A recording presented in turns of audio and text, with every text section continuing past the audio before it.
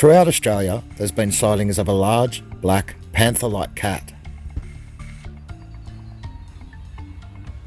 It wasn't until I saw the footage I'm about to show you that I became open to the idea. I reviewed the footage a few times, and while I was open to being proved wrong, I came to the conclusion we may not be dealing with just a large feral cat. So I packed up my car and decided I would go and see what I could discover.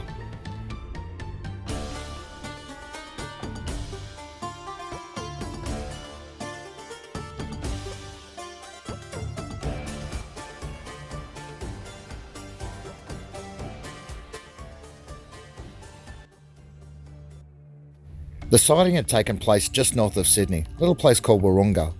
My goal was to set up camp and see if I could find any tracks or any other traces of a large feline predator. The Australian black panther, an urban legend, emerging from bushland in southern Wahroonga yesterday. I was shook, mate. It took me about 2 seconds till I started filming, and then I was gobsmacked, mate. Incredulous, he kept filming, all the while fearing for his safety. I reckon it would have inflicted some pain on me. After it was posted on Facebook, this self-styled bush survivalist grabbed a cat trap and headed to the scene, fearing someone might harm the mammoth moggy. I'm also concerned about some of the residents in this area and their children. It's not the first of its kind. Since the mid-1800s, stories have abounded about big bush cats in a country that's not supposed to have any in the wild. Luke Walker has the scars of his encounter with the so-called mythical black cat. One big cat expert told us 100% this is a large feral cat. And that's not surprising given there are 6 million of them roaming the country, and incredibly every night they kill 75 million native species. They're classified dangerous pests. If the council captures this cat, it will likely be curtains. If they are an introduced species, I still think they should be given the respect that they deserve. Looking at that footage, that was an incredible looking creature. Hopefully any trackers can identify POOR paw prints like this one left by a cheeky cameraman. Brian Seymour, 7 News. After setting up some motion detection cameras in the area, I sat down and checked out the Channel 7 News story. I couldn't believe that the journalist had actually said that it was a cameraman that had made the tracks himself. That was completely untrue. I actually walked down to the site with the cameraman and a couple of friends that witnessed me finding the tracks firsthand. Now, to be fair to say, it's not the first time a journalist has been dishonest. But what was his motivation? I was coming along here and I noticed some disturbances on the soil where soil had been picked up and moved quite recently. So that's what we call a transfer, where that's been pulled out of, see how it fits like a glove in there? And it's been pulled out that way. And that looked like it happened probably a couple of days ago. There's also quite a few other disturbances in this area. Another good one there. And this is something large and heavy, not a rabbit. You've got a track here that's quite a few days old, which could indicate that whatever it is that's been coming through this area has been coming through for quite a long time. So that's the entree. Now I'm going to give you the main course. Check this out. Now I discovered this while I was with the Channel 7 cameraman and another filmmaker that's come to see me here today. It actually had a leaf in it and some dirt in there, and I just literally blew on it a few times. And this looks like one of the back feet as it's come down this area going down into the creek, down towards the creek. And this is probably 4 or 5 days ago. That's when the ground was soft, so it was after a rain, and I don't think it's rained up here for a little while by the look of the soil. So the ground was nice and soft, and this is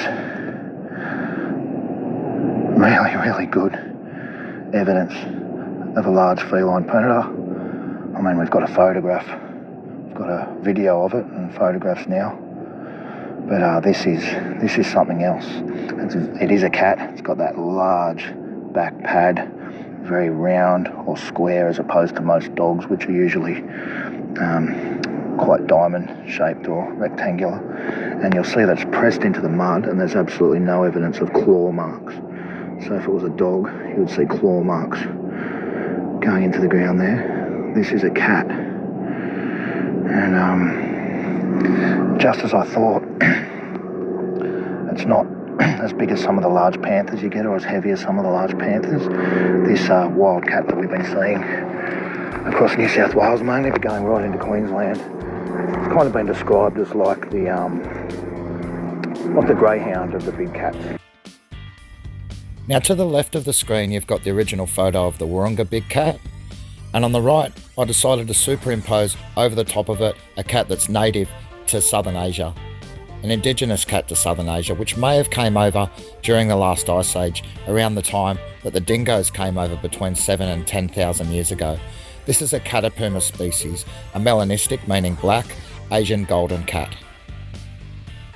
I superimposed the image of about a dozen different medium-sized wild cats from Asia and Africa over the top, but it was a Catapuma species, and particularly this melanistic Catapuma species, that fit like a glove. I've heard all the different theories about panthers escaping from zoos and circuses. But when our closest neighbours in Asia have their own indigenous wildcats, why not Australia? There's been other sightings of large felines around the Greater Sydney area. This one was in northern Sydney, not far from where the recent sighting took place. I did a bit of research to see whether any of these Asiatic cats could breed with regular cat species, and indeed they could. Interestingly, the species they could breed with were the Asian-based cats, the Siamese, the Burmese, the Tonkinese, the Balinese, those kind of cats, of which there was quite a few around northern Sydney. So if the Asian cats could breed with these medium-sized big cats, the Catapuma species and related species, that could have been possibly how these big, possibly native cats were sustaining their populations by coming in and breeding with the local feral cats, but only the ones of Asian background. I had a bit of a scout around that afternoon and found these typical cat tracks, probably a domestic cat, or it could have been a feral, or just a stray cat running through the local scrub there, leaving these tracks in the mud. But soon after I saw this kitten, this large kitten about 200 metres away, bolt through the bush, across a field and underneath an old building. After getting the consent of the manager of the building, I set up a motion detection camera and a little bit of cat food to see if I could get a closer shot of the kitten. And what I discovered the next morning added a little bit of weight to my theory. Well, the cat food worked, and we got this reasonable image of this large kitten that I'd seen earlier that afternoon. It was really solid, with that elongated face typical of Asian cats. Maybe my theory was right. Perhaps these big fellas had been coming in every now and then to breed with the local cats of Asian descent to continue their lineage. I knocked up a plaster cast of the original track on the left, and it came up pretty well. Looked very cat-like to me still. I actually sent it to someone in the local council, who forwarded it up to someone higher up the food chain in the government, who agreed that it was a cat track and sent another young fella down to come and check out the track with me. He actually found the track on the right. I politely asked a woman who was walking a dog if I could compare the cat cast to the foot of her average-sized German Shepherd. Look at the size of that thing. After a few more days of tracking, I got a call from Kyle and Jackie O from the local Sydney radio station. I've got Jake through. Hi Jake, good morning. Good morning, how's it going? Good buddy, what can we do for you? I'm just here checking out my traps. I've been looking for the cat here for the last week and a bit. Oh, Pedro told me about you. Now hang on, let me just fill Jake in. Jake is the Panther man. Now he's positioned himself down behind the Wurrunga Hospital where that Panther was seen last week. And they had Brooklyn, what Brooklyn was not believing it, and Channel 7 went down there. Jake thinks, there's more to the story. Jake's been going down there, spending a fair bit of time, and he believes he's found the den that the Panther lives in. Is that right, Jake? Yeah, there's a cosy little spot. I know if I was a cat, that's probably where I'd be hanging out. And I noticed there's been a few young ones coming and going and some tracks in that area, so I've set up a trap that I'm actually not far from right now, and a motion detecting camera and night vision camera just to see what I'm doing. Oh my God, you've really gone into this hard. You're like a yowie hunter. I know what you mean, Brooklyn, by being sceptical, where you've got people like Jake out there who dedicate so much time into finding this panther, What a and prize it you is, really right. haven't seen it very much at all. I'm not saying there's no panther anywhere, but in that video, I just think that was a little cat. Hey, There could Jay, be someone can you go to the trap right now? It'd be great if there was a world exclusive where you were live on air whilst checking the trap. Imagine if the panther was in there. I'm just about 50 metres off, and for the record, I don't think this is a full-size panther. It could be one of the largest feral cats ever seen. I think it might be some kind of crossbreed between an Asiatic wildcat and some kind of large feral cat. If you have a look at the tracks on my Facebook page, this thing has feet the size of a large dog. I was also out here with a council trapper yesterday, and he spotted some tracks which I've got a plaster cast of, which are just about as big as the other ones as well. Oh my God! So there's a real animal out there, but what it is, no one's sure. You've got a plaster caster for these guys. I hope you're filming a TV show around this. This is the sort of show I watch, where they go chasing monsters in America, and unbelievably, at the end of every episode, the monster's not found, seen, or photographed. Never is. And I'm always disappointed. Well, it looks like we might have a situation similar to that now, guys, because there's nothing in the chat. Oh. After getting the shot of the kitten, I wasn't ready to give up, so I set up motion detection cameras throughout caves in the area and also under some old buildings. And what I found was nothing short of amazing. While it's not the clearest footage, look how solid this cat is. This image was taken at about 3 o'clock in the morning, and look at the head, very Asian looking as well.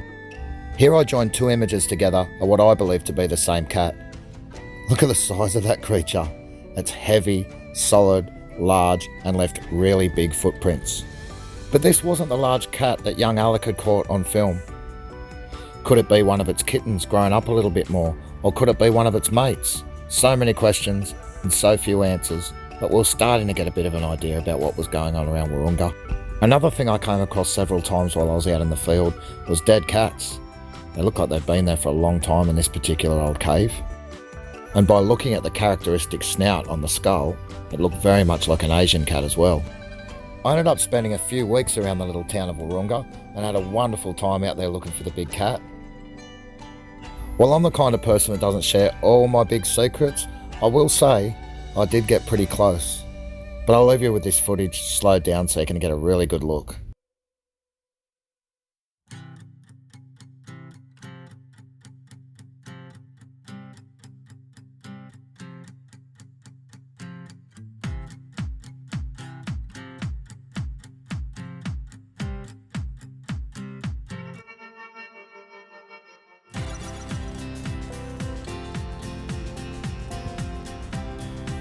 This image was taken right next to my large cage trap.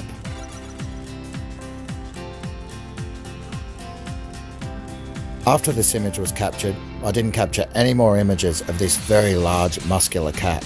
And if it is what I think it is, I planned on releasing it anyway.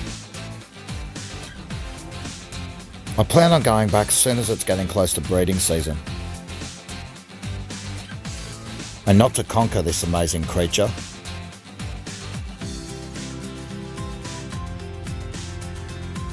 but to understand it.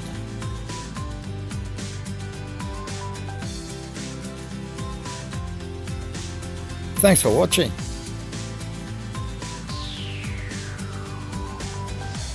Feel free to subscribe and check out my other vids.